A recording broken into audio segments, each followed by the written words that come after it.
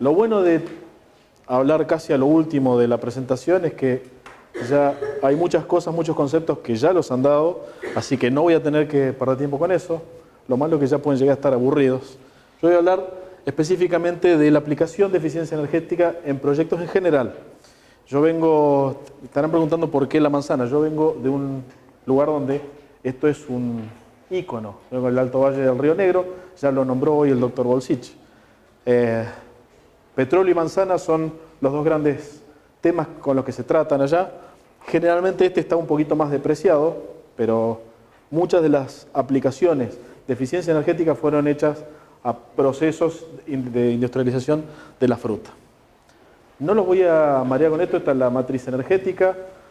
La fuente es la International Energy Agency, así que esta es la matriz energética, la última está publicada, 2016. Lo que me gusta de este flujograma específicamente es que vincula los inputs, las transformaciones, esta es la generación de energía eléctrica o la transformación a energía eléctrica, y los usos finales. ¿Qué hay con esto de los usos finales? Lo siguiente, que podemos analizar qué tipo de energía va a cada uno de los lugares. Y fíjense que esto ya lo estuvieron viendo.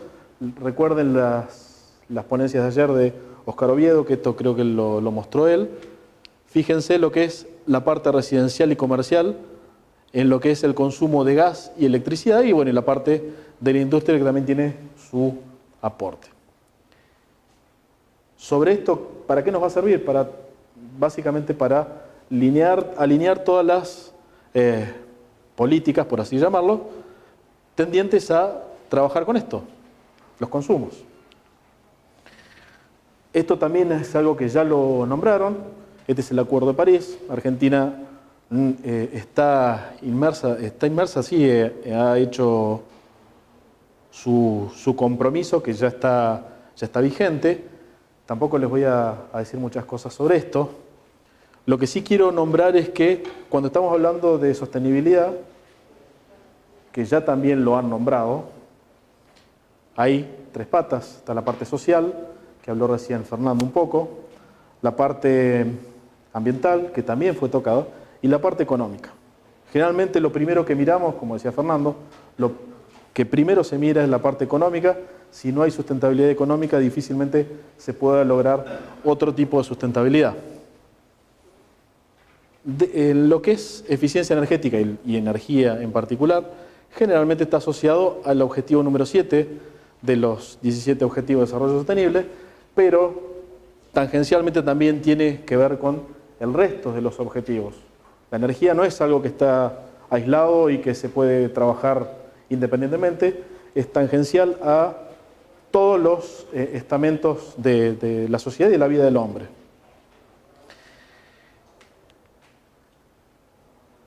Nosotros vamos a analizar específicamente en la parte económica, que quede bien claro esto, vamos a analizar dos vías de trabajar eficientemente. Primero, con la parte de demanda, que también lo nombró ayer un poco Oscar, hoy también fue nombrado esto, y por otro lado, con la parte de consumos.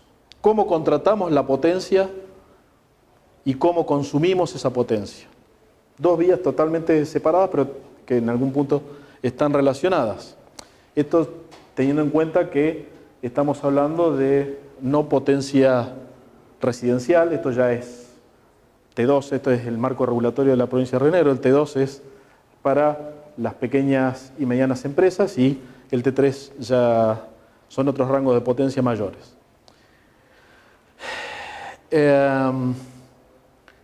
Si vamos a analizar muy brevemente la estructura de costos de la energía, y yo les digo, esto es de la provincia, el marco regulatorio de la provincia de Río Negro, que puede llegar a tener particularidades con el resto de los marcos de costos, pero por lo general tiene cosas que son comunes a todos. Un cargo fijo, según el encuadre tarifario que tenga la empresa, una potencia contratada que va a referir a la potencia, al pico máximo de potencia que tenga en todo su calendario, año calendario. Esto es un coeficiente de demanda variable, que lo que va a hacer este coeficiente es penalizar o beneficiar en tanto y en cuanto la empresa pueda tener un consumo parejo. Cuanto más desparejo sea el consumo, este coeficiente va a aumentar. Lo que hace un poco es la empresa proveedora de energía con este coeficiente es premiar a quien le consume el total de la potencia, y a quien no le consume el total de la potencia que tiene contratada, le hace pagar un extra por lo que deja de venderle a otro que esté necesitando. Y bueno, luego esto en todos los sistemas de transferencia se paga. Esto es el peaje que se paga por el transporte de energía. La energía se supone que no se genera en el mismo lugar donde se consume. Por otro lado está la parte de consumo, que acá también vamos a tener que trabajar el pico máximo de potencia, pero en el horario punta. ¿Se acuerdan los que hoy hablaban? Los distintos horarios. El horario punta es de 18 a 23, entonces va a haber un costo que va a ser en función al pico máximo. Los cargos por energía consumidos en los tres niveles de horarios. Las bonificaciones o recargos según lo que se aleja o se acerca de el coseno phi o tangente phi, según la empresa que lo genere. Esto es mayor o menor potencia reactiva. Los recargos por los desvíos en función de la potencia máxima. En Río Negro es un 5% de la potencia máxima contratada. La empresa que se sobrepase eso tiene que pagar. Si pasa más de una vez, o creo que 3 veces en un determinado periodo, los hacen recategorizar. Y por último, una parte que no tenemos nada que ver, que es la parte impositiva, que hoy en día es bastante alta.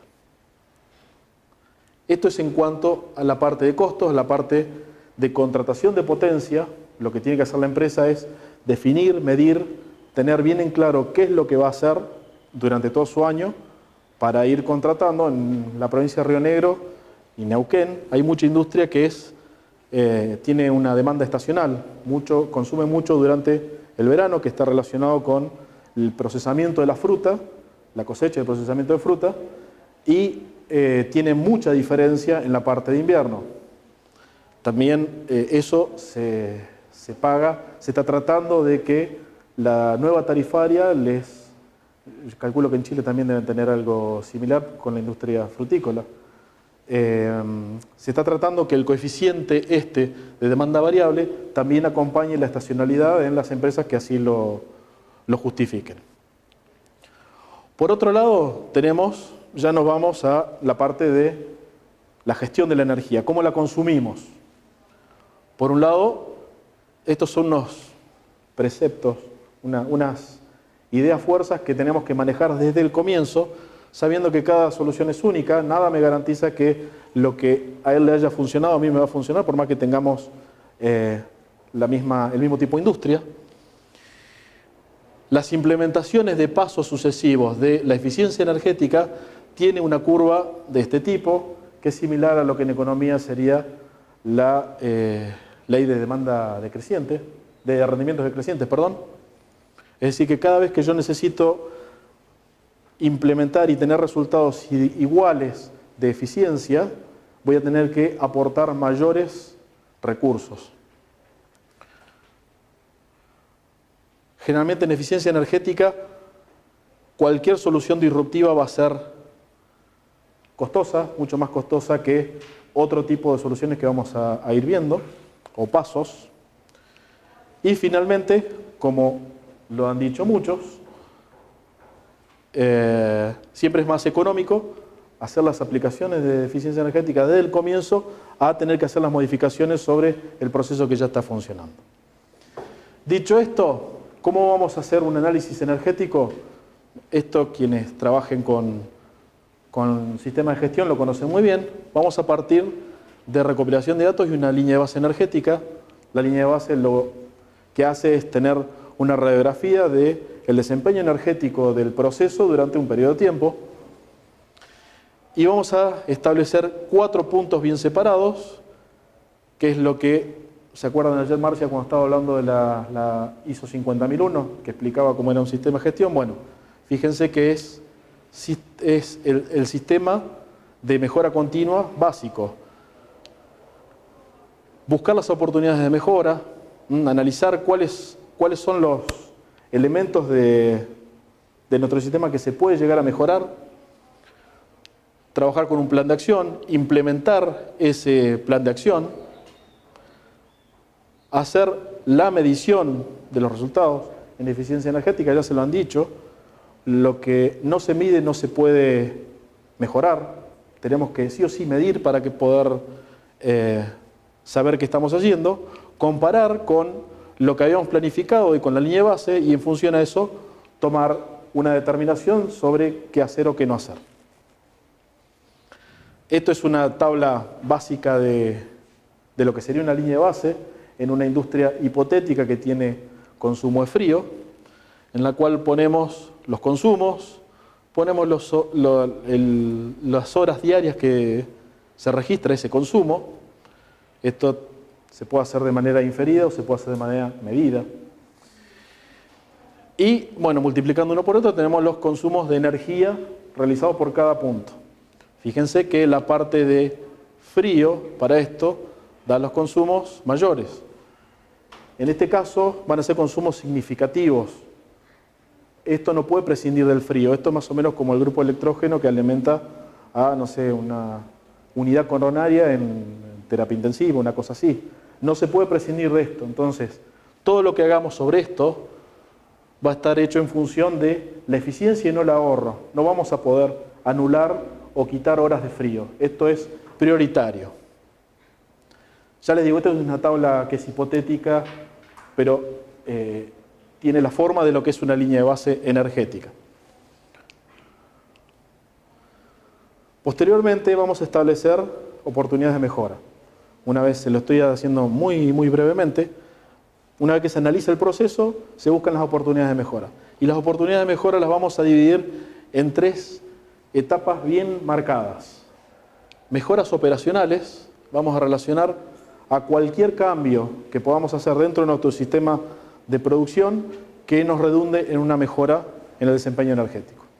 De esto hay muchos que ya se pueden hacer idea de algún proceso. Yo les pongo algo muy sencillo, una empresa que tenga, no sé, acá en la ciudad de Córdoba, que tienen bastante desnivel, una empresa de carga que haga deliveries de paquetes. Por ejemplo, lo que puede hacer es hacer todo el circuito en la zona baja de la ciudad y ascender a hacer todo el circuito en la zona alta. Lo que va a estar haciendo es mejorando su procedimiento, porque va a estar haciendo un circuito, pero va a hacer que el camión trabaje con menos carga en la zona de subida. Eso puede llegar a ser una mejora operativa. Yo personalmente me tocó trabajar con un proceso industrial que tenía, creo que te lo conté a vos, un proceso industrial que tenía durante el día, en 2 etapas totalmente distintas, tenía un calentamiento de horno, había que calentar una matriz en la mañana y calentar otra matriz distinta en la tarde. Cuando hicimos el análisis y le hacemos las sugerencias, le proponemos que modifiquen uno de los 2 procesos para acercar los momentos en que hay que hacer los calentamientos, cosa de usar el horno para una matriz, usar el horno para la otra matriz y luego apagarlo.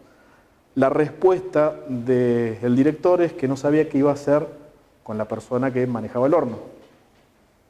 Una persona entonces prefirió pagar 6-7 horas de tener un horno encendido a darle nuevas tareas durante mediodía a otra persona. La otra cosa con la que vamos a trabajar son los recambios tecnológicos. Este está asociado a la adquisición de equipos que tengan mejor desempeño energético, que es un poco la parte de etiquetado, lo trabaja bastante bien, se ha nombrado bastante. Y otro tema último, pero me parece que es más importante que todos, es el cambio cultural, que lo hemos visto en varias charlas. Waldo lo habló muy bien sobre el factor humano. Si no tenemos un gerente, una persona que esto lo entienda, difícilmente podemos hacer una implementación de estas cosas. Cambio cultural, yo les voy a explicar un caso que mi socio siempre me dice que soy un obsesivo, pero yo me mudé hace muy poco. Lo primero que hice cuando entré al departamento fue medir la curva de calentamiento del departamento.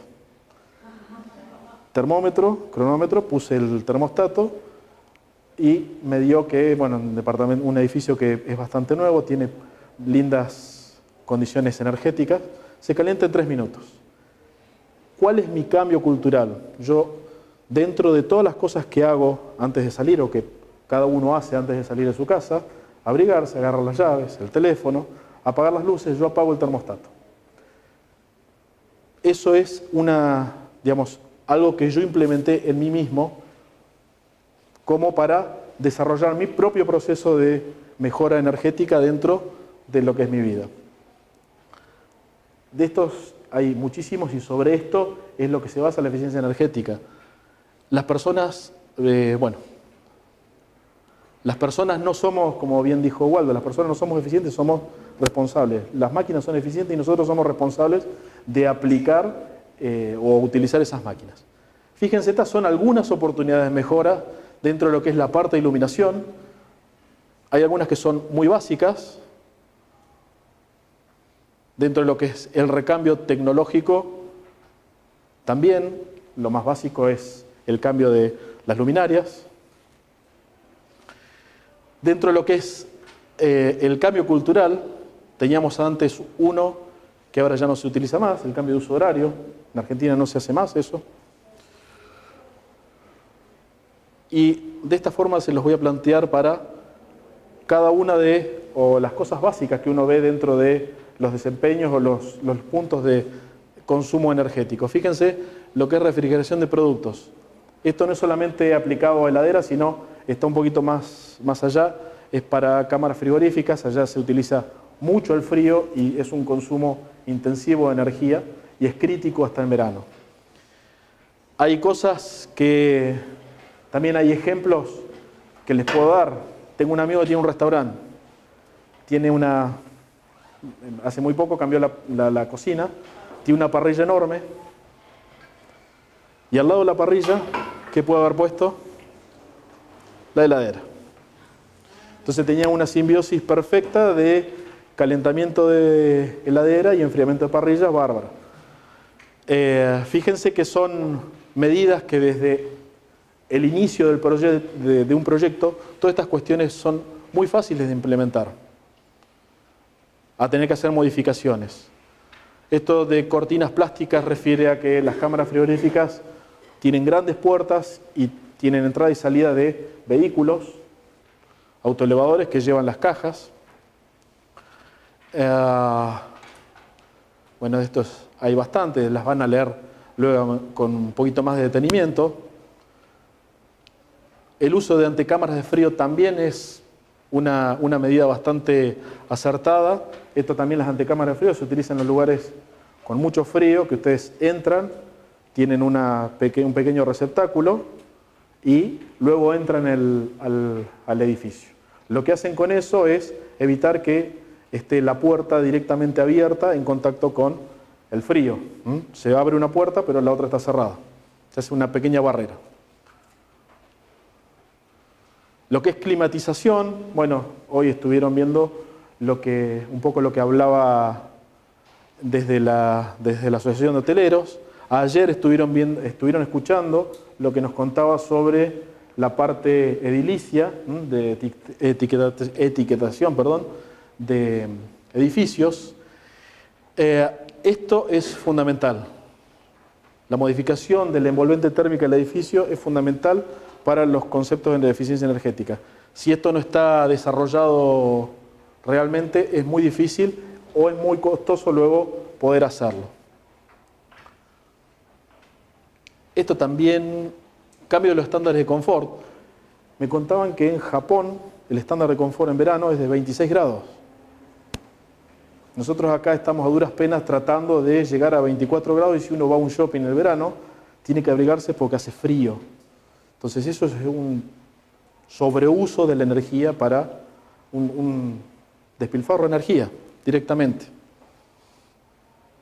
Bueno, esto también es tarea de los arquitectos. Los arquitectos recuerden los consumos dentro de lo que es la franja de consumos domiciliarios y comerciales era más de un tercio, bien digo, del consumo total. Entonces, quienes tienen la función de diseñar estructuras eficientes son los arquitectos. A ellos ellos tienen que tener muchas herramientas para el buen desempeño energético de los mismos. Otra cosa, hay que tener en cuenta que los motores eléctricos consumen el 40% de la electricidad a nivel mundial en forma promedio. Hay una norma, esta norma tiene un etiquetado que los etiqueta con estos números. Fíjense los lugares donde están implementados. En Argentina todavía estamos lejos de saltar al IE2. Y tengan en cuenta esto. Fíjense, ya a partir de 375 kilowatts, la norma dice que los motores no tienen un comportamiento diferencial, así que trabaja con este rango. Pero fíjense, en el rango que usamos los motores comerciales y domiciliarios, fíjense la diferencia que hay en eficiencia en función a la clase de motores. Este cuadro, este gráfico, lo que hace es mostrar el ahorro expresado en porcentaje, con el cambio de la etiqueta 1 a 2, la 1 a 3 y la 1 a 4, que es esta última de arriba. Esto también es importante. Sé que Argentina está trabajando en esto desde la subsecretaría, lo que era la Subsecretaría de Eficiencia Energética, se está trabajando para promover el recambio de motores. Bueno, dentro de lo que es motores, la parte de mantenimiento es fundamental.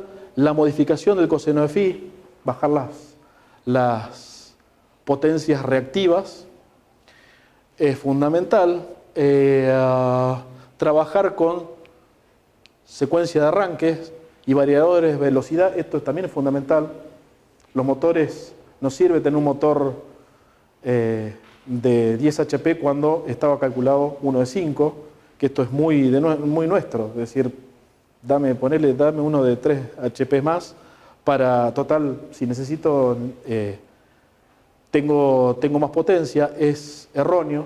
El motor tiene que trabajar en un determinado nivel, que es para el que está calculado. Calentamiento de agua, también vieron muchas cosas.